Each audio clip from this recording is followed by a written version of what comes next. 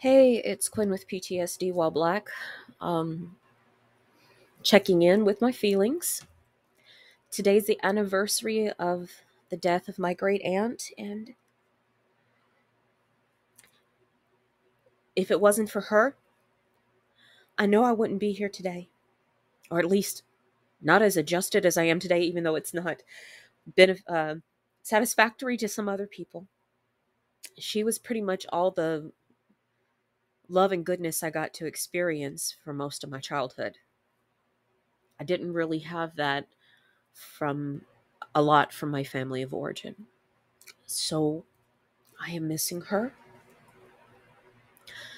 And what I've noticed about myself is that instead of processing my grief, because it's one thing to miss her, I think that would be okay. The sad part is that not only is my uncle getting remarried, he's getting remarried next month. So I'm having to process my feelings about that. I feel, just for me, that I'm not given enough time to grieve losing like the best woman in the world. The sweetest, kindest woman in the world. And I just, I do feel it's too soon. And it's just an insult to her memory for me. I think he deserves happiness. I think he deserves to have new love. Absolutely. I just think it's a little too soon for me. So it's really hard for me to be happy for the relationship he's found. Um, so there's that. And what I've observed about myself is how I chose to get into harmful behavior today instead of really addressing those feelings. Instead of taking the time to really journal and name the words for each of the feelings that I have, which are as far as rage and being livid and angry and hurt. Um, Instead, I ate ice cream. Earlier this week, my doctor told me I lost 10 pounds. And so I think it's so funny that my brain's like, let's screw that up. Here's a good reason to eat ice cream. And secondly, I chose to argue with people online, which God knows that never works when you're grieving. It never works when you're not grieving. But I chose to argue with people online. And I'm just like, girl, that's just choosing to be in destructive, addictive behavior. And especially when it was in a community where all I want to do is to uplift the community. Um,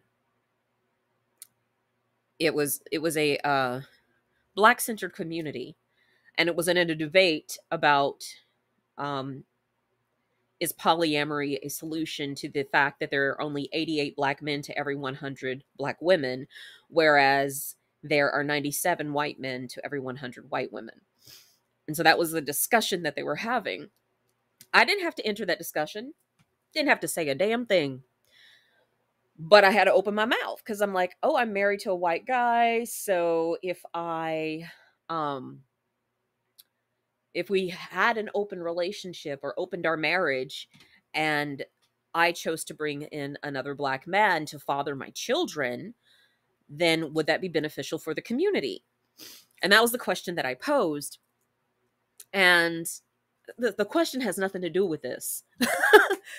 That was the question I posed. The answer is no, it's not beneficial to the black community because I'm taking a black man away from other black sisters. I'm like, okay, that's good to have as a thought piece. So all right, I'm like, I was thinking it was to put wealth in the black community and to have well balanced children. So if there are three people taking care of the children, the child would benefit from my income, the income of the white parent, and also of the black parent. So anyway, it was all a hypothetical discussion, and I just like got into it because somebody was mad that I said that I'm married to a white man, and so it was just like it was like a double bind from my childhood. That's what came up for me. And when that wound got activated, It was like, damn, there are white people who are going to hate me because I'm black. They exist. There are black people who are going to be angry with me and say I do not belong because I'm with a white man. And then there are black people from my family of origin who did not have the capacity to heal, to allow people to be vulnerable or have raw emotions in front of them and to belong to the community. So there's like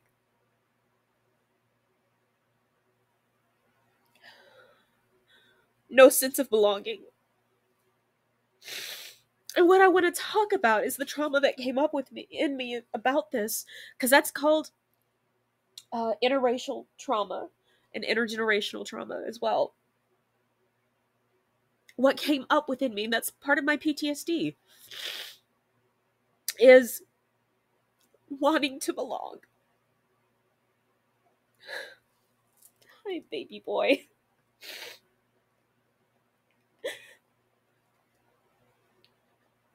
Doing everything to belong and still not being enough.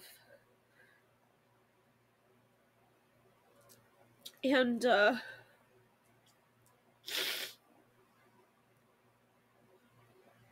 so then when I figure that I don't belong, that I'm going to be human and that I deserve to be loved, I deserve connection,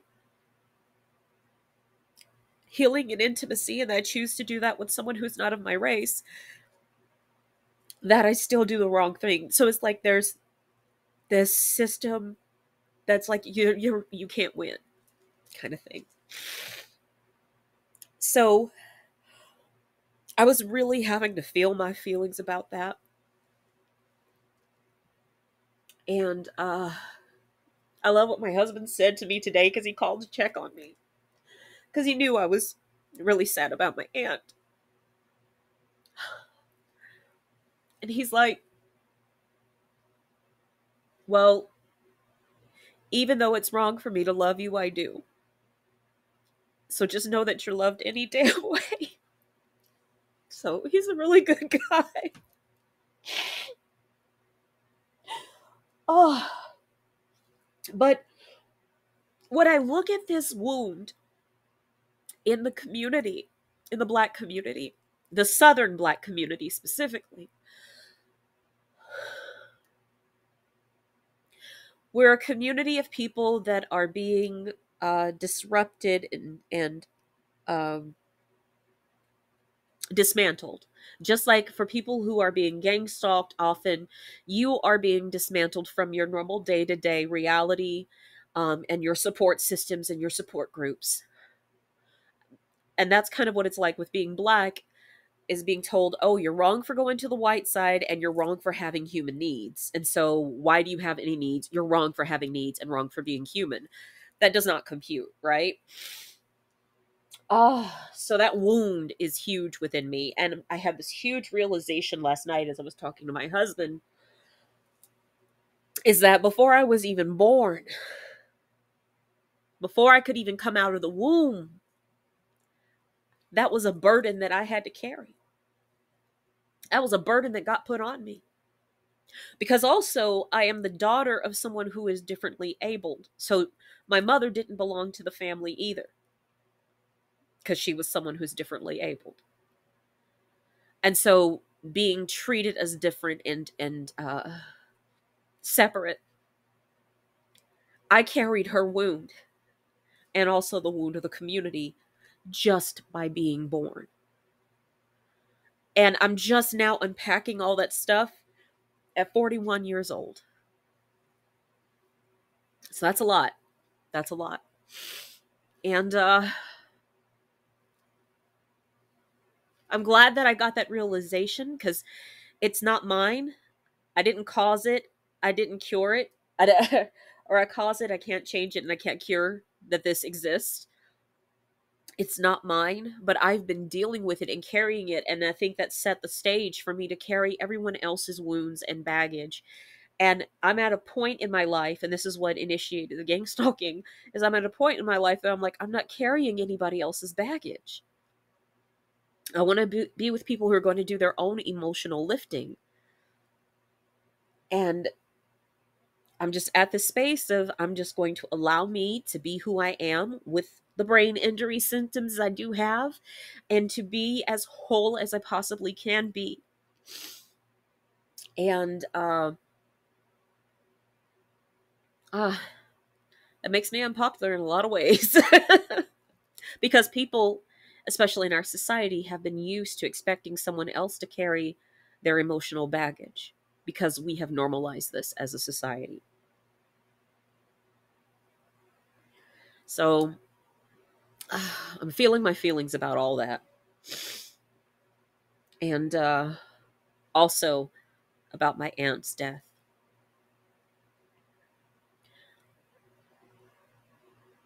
And I don't have to carry the burden of my uncle's loneliness either, or his choice to be in another relationship. It's not mine to carry either. And I got to remind myself that so I don't get caught into that trap of trying to make everything okay for him because he's grieving too.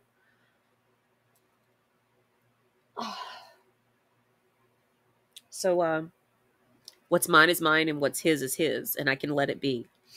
And that's the same thing for the Black community. What's mine is mine, and what's theirs is theirs. And though I'm learning that the Black community thinks community, well, Pan-African community specifically thinks community first versus individualism as American society creates for us. So I'm still dealing with that individualism versus community first, and dealing with the sadness that because I've individualistically chosen my own happiness over bringing wealth specifically into the Black community, that I don't belong. And that's their views for that particular community, the Pan-African community that I was debating with online. That's their views. They're not mine. I realize that there are other ways that I can contribute in this world to the Black community. With my art, because my Black life matters, with my voice as a voice actress, with my skills as a hypnotherapist, with my experience in support groups of being a sponsor, I know how to hold space for people to be themselves and to unpack what's going on, and to be able to step out myself and go, ooh, that's not appropriate for me, or that is appropriate for me to be here to learn the difference. So there are other ways that I get to serve that community. And I'm reminding myself of that. And it does not have to look like getting the check of approval, that seal of approval from the community I want to belong to. Because regardless of wanting to belong to any community, I already belong, period, because I am here. Because I draw breath, I belong. And so I'll allow myself to hold on to that.